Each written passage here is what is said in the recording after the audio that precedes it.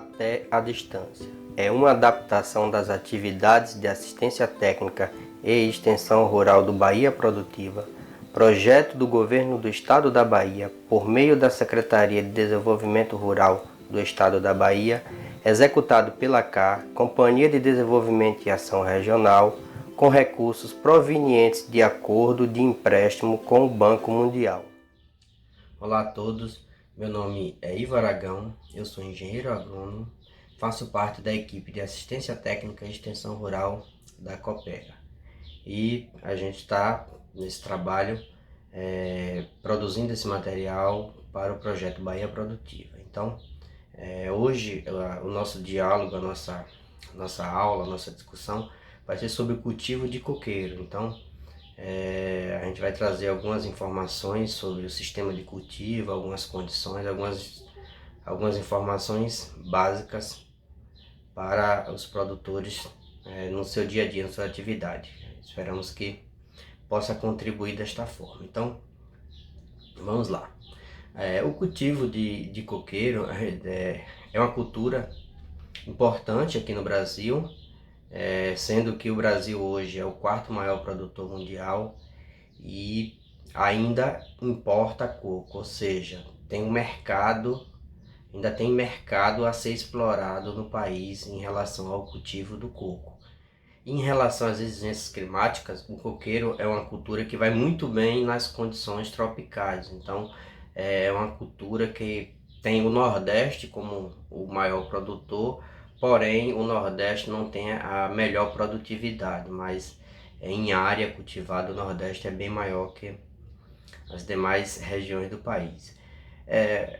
O coqueiro em si é uma cultura de clima tropical e subtropical, então se desenvolve bem em altas temperaturas, mas tem sua condição melhor de desenvolvimento ou condição ótima, que é na média em torno de 27 graus Celsius. Então, além dos 27 graus Celsius de média, para o coqueiro o melhor desenvolvimento seria interessante que não oscilasse a amplitude, né? Não tivesse uma oscilação acima de 5, 7 graus, isso seria uma condição ideal. A umidade, o coqueiro, apesar de demandar altas temperaturas, porém tem problemas no desenvolvimento com umidades inferior a 60%. E também tem problemas com umidades extremas, acima de 90% a 95%, porque passa a ter uma condição favorável para o desenvolvimento de algumas doenças, principalmente as doenças fúngicas. Pluviosidade, o regime hídrico, se a gente pensar principalmente numa condição de cultivo em sequeiro, a cultura do coqueiro tem uma demanda média em torno de 1.500 milímetros. Então, se a gente levar em consideração a nossa região aqui do litoral norte, agreste baiano, a gente está próximo disso, embora que nos últimos anos a nossa média pluviométrica tenha caído, mas estamos próximo disso. E o ideal seria que tivesse uma distribuição regular, então nunca inferior a 130 milímetros mensais. Isso seria o ótimo para o melhor desenvolvimento da cultura do coco. E assim, é uma cultura que demanda bastante luz, então é uma cultura que desenvolve-se bem em condições de dias longos. A cultura do coqueiro, ele tem uma demanda mínima acima de 2.000 horas de luz, de luminosidade, de insolação, para que se tenha um desenvolvimento o máximo possível. Então é uma cultura que aproveita bastante a luz. Então, digamos assim, que segue à risca o provérbio chinês, né? Que a agricultura é a arte de cultivar a luz. Então, o coqueiro aproveita muito bem essa questão. Os ventos, se a gente pensar nessa questão ambiental, a gente pode avaliar em duas condições. Ventos fortes demais serão prejudiciais, porque a planta vai balançar muito, vai ter problema com a parte das folhas, então A gente sabe que ventos fortes gera cicatriz, ferimentos nas folhas, isso é uma porta aberta para a entrada de doença, então isso é um problema. Por outro lado, o vento ela tem uma função importantíssima no processo de fecundação, né? No transporte do pólen para a fecundação da flor feminina, principalmente se a gente levar em consideração os coqueiros, que são os gigantes, né? Porque o que é que acontece? São plantas alógamas, então é essencial essa troca de pólen entre as plantas. Além dos insetos que contribuem nesse processo, mas o vento é de suma importância para que se tenha boa produção, boa produtividade, né? Que haja de fato a fecundação para que tenha-se a formação dos frutos. É uma cultura que tem uma adaptação muito boa em relação às características de solo.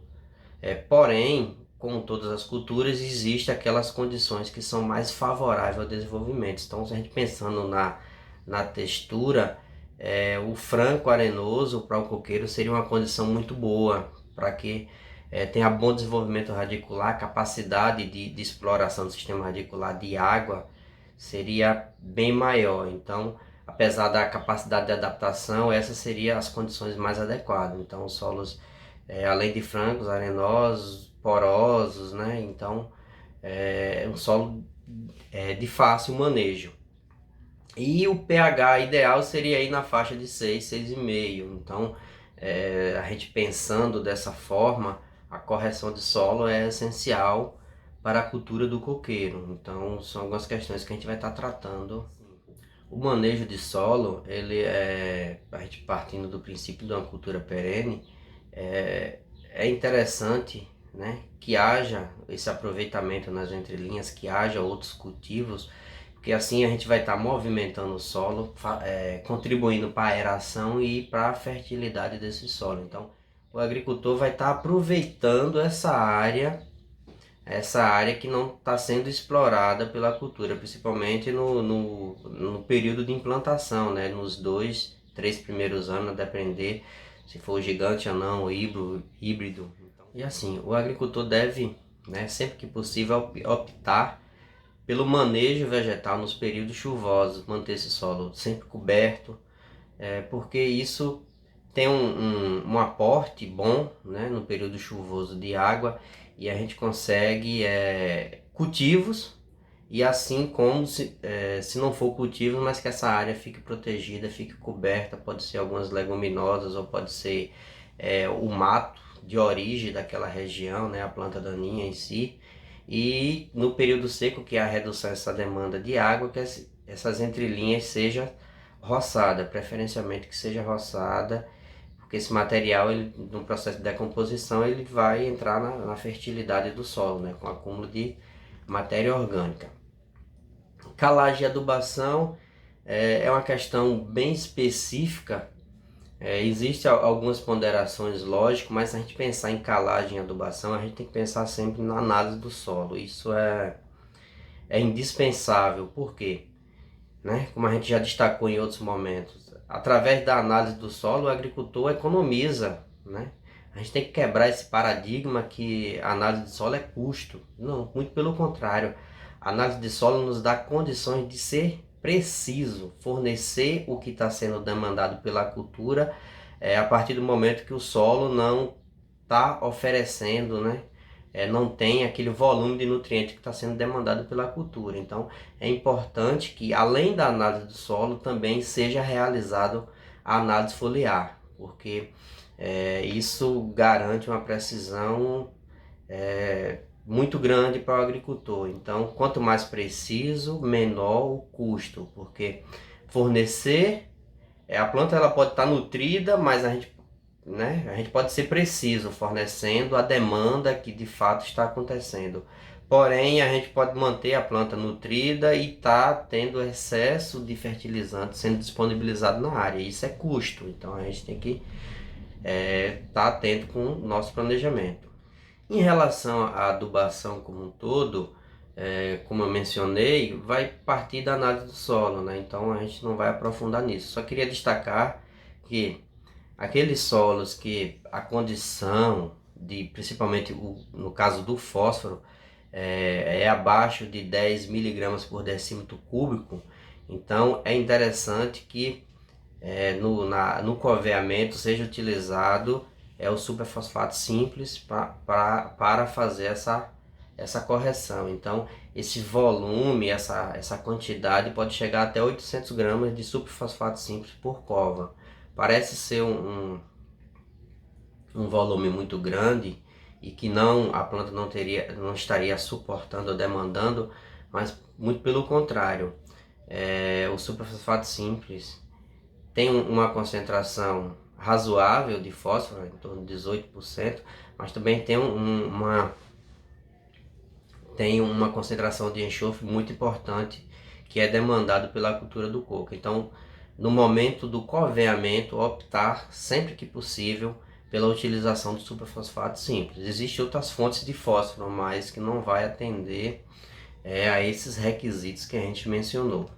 Cultivares de coqueiro, comumente temos aqui cultivado no país, em nossa região, se dá por três, basicamente, né? O coqueiro gigante, o anão e o híbrido, né? O híbrido é resposta do cruzamento do anão com o gigante. Então a gente vai ver algumas características. Eu vou até deixar um material para que vocês vejam algumas diferenças e vantagens de cada um dessas espécies, mas eu vou especificar um pouco sobre cada um. O coqueiro gigante, ele é a cultivar mais rústica das três que a gente mencionou, né? Então ele é o mais rústico, né? Porém, ele tem vida longa, digamos assim. Então ele pode ser produtivo até 60, 70 anos, ele ainda consegue ter boas produtividades. Por outro lado, já trazendo na questão do nome, né, gigante, ele pode chegar a 20, 30 metros. Então, se a gente pensar na hora do manejo, isso é muito complicado. Então, a gente tem que ver bem qual é o nosso propósito, o nosso planejamento nesse sentido. É uma planta tardia para o florescimento, então geralmente leva 5, 7 anos para o primeiro florescimento e pode se estender até 10 anos, e isso é um ponto negativo, apesar da rusticidade que se tem, mas é um período de espera muito grande, então durante, né, está ocorrendo investimento nesse sentido, então é um pouco complicado. E os usos principais do coqueiro gigante é in natura e na culinária, né? Então são os principais usos. Tem a parte do processamento, indústria, tal, todo, mas no final o principal uso é in natura e na questão da culinária, né? O coqueiro anão. Esse é o mais cultivado no Brasil, né? Pelo fato, principalmente para o consumo de água, pela qualidade da água, né? A doçura, o Brix, questão sensorial, ele é superior aos demais, também é bastante precoce, com 2, 3 anos ele já entra em produção, então já está emitindo as inflorescências, então isso é muito importante se a gente pensar na questão do retorno econômico e se fazer e produzir. São coqueiros, como o nome deriva do nome, coqueiro anão, que durante a sua vida toda ele vai ficar ali 10, 12 metros de altura, então durante um bom período ele vai ser explorado. Tem uma facilidade em relação ao gigante, né, que pode chegar a 30 metros de altura, e isso em questão de manejar é muito complicado e segurança também. Pode ter sua vida produtiva aí por 30, 40 anos, então se a gente pensar dentro da precocidade, com 2 anos, tem 30, 40, então a gente tem mais de 30 anos aí com segurança do pomar produtivo, lógico, desde que seja bem manejado. É uma cultura que tem uma capacidade produtiva média de 150 a 200 coco ano, isso é uma produção boa, né? E os mais utilizados aqui no Brasil, as cultivares, é a amarela, a verde, a vermelha camarão e a vermelha malásia. Então são os mais comuns, mas dentro das cultivares de anã que a gente vê o que tem aqui no nosso país. O coqueiro híbrido, ele deriva do cruzamento, né, do anão com o gigante. Então foi selecionado logicamente algumas características, características essas que conferem uma maior estabilidade em relação aos dois, né, aos que deram origem a esse híbrido. Então ela no caso, é mais estável, é mais regular, se adapta bem às questões ambientais, então, e tem ampla utilidade comercial, né, desde produção de água e fibra, como a produção do albume, né, aquela parte branca, a polpa, vai ser tirado a parte que é utilizada diversamente na culinária, né? Então tem uma vida útil média de 50 a 60 anos. Então, se a gente pensar, ficou no meio, né, do equilíbrio das características entre o gigante e o anão. Tem um florescimento que é tardio, mas não é tanto tardio, ali em média de 3 anos, 3 anos e meio. Então, se a gente pensar que o gigante levaria 7, não tá, e o anão 2, 3 anos, não está muito distante. Então o híbrido acaba tendo algumas vantagens em relação aos anteriores, né? Então não é à toa, foi selecionado as melhores características do anão e do gigante. Porém, a produtividade média é em torno de 130 a 150 frutos, né? E a gente viu que o anão pode chegar até uma média de 200 frutos anos. Lógico, o híbrido, os cocos em si têm características, eles são de médio a grande. Então são cocos sempre com... Ela tem devido a essa estabilidade de produção, digamos que tem uma qualidade melhor, ou uma estabilidade de qualidade, né? Esse produto.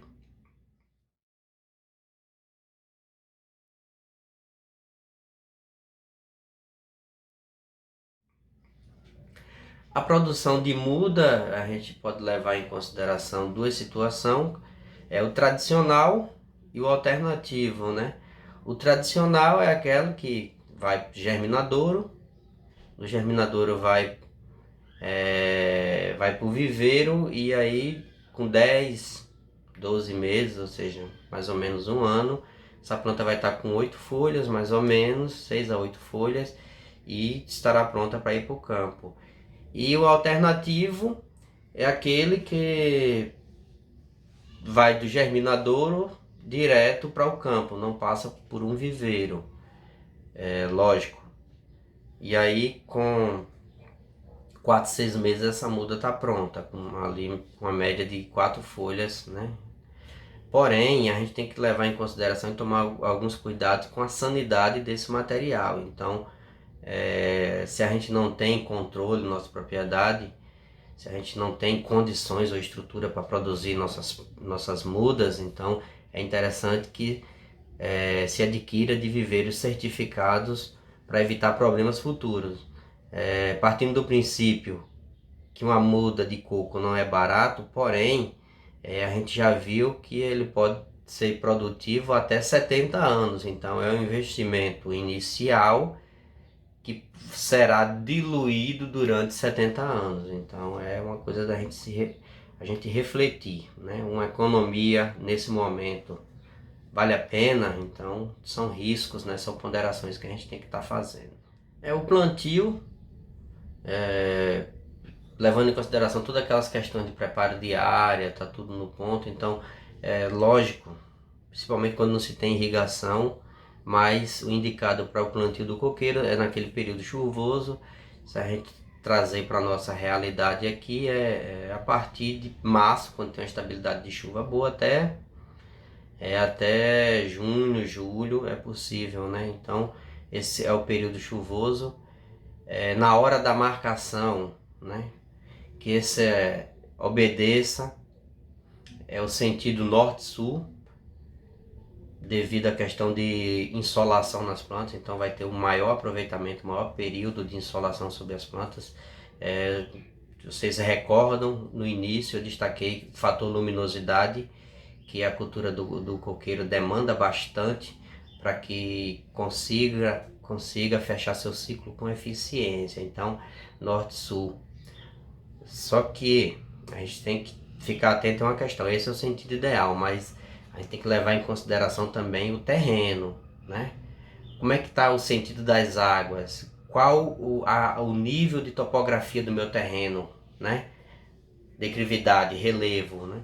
Então, se a gente tem declividades acentuadas, aí a gente tem que avaliar qual é o melhor sentido de marcação, né? Tá atento a essas questões para não estar plantando num sentido que favoreça muito a questão da erosão, né? A erosão a gente vai perder fertilidade, então a gente tem que ficar atento a essa questão. E em relação ao preparo da cova mesmo, ou do berço, aí a gente pensar numa profundidade, né, de uma cova de 80 por 80 por 80, a gente tem uma condição muito boa para o desenvolvimento de sistema radicular de base, sendo que pode ser menor, isso depende das condições de solo. Se você tem um solo que tem uma concentração maior de argila, é interessante que a cova tenha essas dimensões, mas você tem um solo mais poroso, uma condição de um solo mais franco, então essa cova ela pode ter dimensões menores. Lógico que a gente está pensando num coveamento específico ali, mas pode ser uma condição de subsolagem, que não tem uma cova definida ali nessas dimensões. Então são algumas questões que a gente tem que estar atento para favorecer o desenvolvimento radicular, principalmente, sobretudo na fase inicial, né? Que essa cultura não tenha dificuldades nem limitações no desenvolvimento do sistema radicular. O espaçamento ele está relacionado à característica dos coqueiros, então tem uma variação interessante, né? Essas características estão ligado diretamente com o porte da planta, como também as condições de produção que aquele agricultor tem. Lógico, se a gente tem uma necessidade, uma demanda de água e luz, mais água principalmente, se tem um sistema de irrigação, a gente consegue suprir essa demanda. Se é de sequeiro, então é interessante a gente ter esse cuidado. Então a gente tem um espaçamento que vai de 142 plantas por hectare até 205. Isso é uma média que se trabalha no país. Então, se a gente pensar onde é que tem um número maior de plantas, onde é que tem um número menor. Não lembra que a gente falou do material que a gente tem aqui, principalmente aqui no Brasil? Gigante, anão e o híbrido. Então, o gigante tem o maior espaçamento, então geralmente em torno de 9 por 9 por 9. O anão, o menor espaçamento, 7,5 por 7,5 por 7,5, e o híbrido 8,5 por 8,5 por 8,5, né? A gente pensando em triângulo, né? Plantio em triângulo para a gente aproveitar ao máximo a área e a arquitetura da planta, né? Lembra que a gente tem que aproveitar bastante a luminosidade para o bom desenvolvimento dessa cultura. O manejo do mato, né? Das plantas infestantes, ele pode ser diverso, e essa decisão ou essa condição de manejar essas plantas daninhas vai muito do agricultor, do seu sistema de cultivo, que vai interferir diretamente nessa tomada de decisão, né? Então a gente pode pensar em uma gradagem de solo, é uma alternativa para incorporar a vegetação, mas tomar cuidado para não ultrapassar 20 centímetros, né? Então vai chegar uma fase produtiva do coqueiro que não é interessante, tá? A gente está utilizando equipamentos cortantes com uma certa frequência por conta do sistema radicular. A questão do consórcio nas entrelinhas, né? Então, principalmente com a planta jovem, né? A gente pode estar fazendo cultivo com aquelas culturas anuais, então a gente pode trabalhar muito bem isso até para aproveitar melhor a área, né? Esses custos em si. E a partir do 20º ano também, pelo desenvolvimento de copa, a gente pode voltar nesse processo de consorciação igualmente com uma planta jovem. Lógico, a gente vai adaptar quais são as culturas, porque cada cultura em si tem sua demanda por luz, então a gente vai É ideal que se faça uma avaliação e quais as condições, mas é possível na planta jovem e a partir do 20º ano, por conta da arquitetura, né? Vai ter uma entrada de luz maior que chega até o solo, então é possível aproveitar outras culturas. O uso de leguminosas nas entrelinhas vai melhorar bastante a questão de fixação de nitrogênio e aporte de matéria orgânica. A gente planta, a gente vai estar plantando um material que vai estar aportando matéria orgânica, então isso é melhorar as condições, a estrutura, né, do solo, isso é muito importante para o desenvolvimento da cultura, sem contar no aporte de nutriente. Então, através da bactéria do gênero Rhizobia. Se não vai utilizar a área com um cultivo, né, em vez de deixar aquela área lá parada, se não tiver bem vegetada, as entrelinhas, é melhor utilizar a questão das leguminosas, que vai estar enriquecendo o solo, né?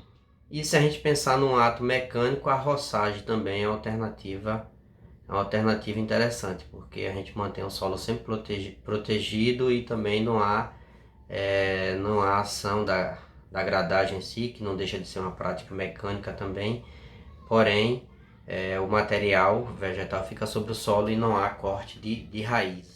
O controle químico também é utilizado, lembrando que a gente traz esse material não especificando a questão de produto orgânico, não orgânico, agroecológico, não agroecológico, mas uma informação mais ampla, porque o cenário que a gente está inserido, a gente tem agricultores com várias características e de sistemas de cultivo, então esse material visa atender a todos, então cada um vai estar aproveitando a parte que confere maior proximidade com a sua realidade. Se a gente pensar nessa questão do controle químico, ele é empregado principalmente, né, com o propósito de reduzir custo e mão de obra. Então, existe uma escassez no meio rural de mão de obra, então isso é uma alternativa, além de reduzir custo. E se for utilizar o controle químico, que seja feito com herbicida, preferencialmente pós-emergente, né? Então, aquele herbicida que não fica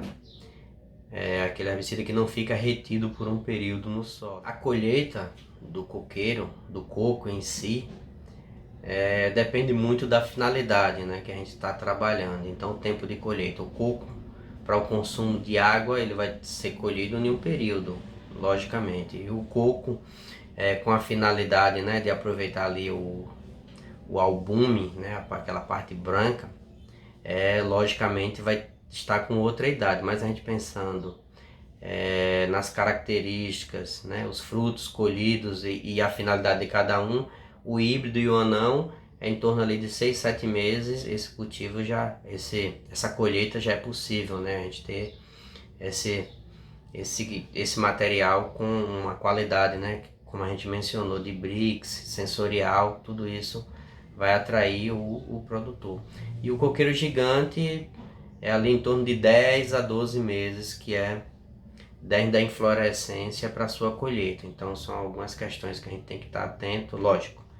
O produtor conhece, né, a dinâmica e o ciclo produtivo, principalmente nossa região que tem as chuvas concentradas em um período, em outro não. Então o período que o coqueiro tem uma floração mais intensa e que vai ter a maior produtividade a contar a partir daquele período. Então o agricultor já tem essa expertise. E a gente pensando em pós-colheita, né, ali colheu o coco para água, né, o consumo de água, ele deve, após colhido, ficar à sombra e se não for refrigerado, consumir até 10 dias para que esse coco não perca a qualidade, né? Isso é fato, vai haver algum tipo de oxidação se demorar para o consumo desse coco, então vai perder qualidade essa água. Se for refrigerado, vai um pouco mais, aí 15, 20 dias você consegue manter as características próximas do momento da colheita, mas o interessante o quanto antes colher e consumir, a qualidade da água é, sem dúvida, bem melhor. E os tratos culturais, né, a gente pode pensar após a colheita ou durante a colheita, deve se aproveitar para fazer alguns tratos culturais, que é a limpeza, cortar algumas folhas ou cachos pendentes que não tem mais função ou que, né, porventura estaria ali na planta, mas não estaria dando mais retorno ou possibilidade de desenvolvimento. Então o agricultor já tem que aproveitar esse momento ou posterior, logo após a colheita, tá realizando essa limpeza. E assim, essas são algumas características gerais que a gente traz em relação ao cultivo do coqueiro para estar manejando essa cultura no dia a dia. A gente vai encerrando por aqui e já já a gente terá uma nova videoaula, cultivo do coqueiro, especificando mais a questão de pragas e doenças. No mais, valeu e até a próxima. Até a distância é uma adaptação das atividades de assistência técnica e extensão rural do Bahia Produtiva, projeto do Governo do Estado da Bahia, por meio da Secretaria de Desenvolvimento Rural do Estado da Bahia, executado pela CAR, Companhia de Desenvolvimento e Ação Regional, com recursos provenientes de acordo de empréstimo com o Banco Mundial.